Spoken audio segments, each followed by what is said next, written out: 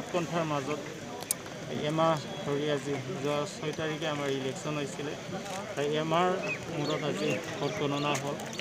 Vote গণনা হোৱা আপোনালোকে গম পাইছে আৰু আজি মই ইয়াতে জিকিবলৈ সক্ষম হ'লোঁ ৰাইজৰ আশীৰ্বাদ, আপোনালোকৰ আশীৰ্বাদত।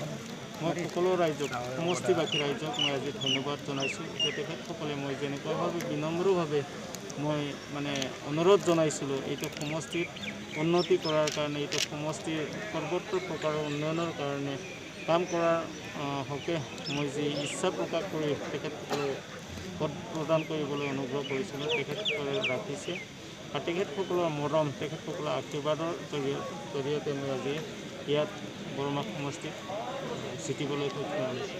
উন্নয়নৰ ক্ষেত্ৰত চাওক, উন্নয়ন ইয়াত কৰিব লগা বহুত আছে। যোৱা 15 বছৰত যিবিলাক দুখ লগা পৰিস্থিতি ইয়াত হৈ আছে, ইয়াত ৰাস্তা ঘাটৰ প্ৰব্লেম আছে, ইয়াত খোৱা পানীৰ সমস্যা আছে, বানপানীৰ সমস্যা আছে, গৰাখহনীয়াৰ সমস্যা আছে, শিক্ষা ক্ষেত্ৰত সমস্যা আছে আৰু আপোনাৰ স্বাস্থ্যজনিত খণ্ডত খুব দুখ লগা অৱস্থা হৈ আছে।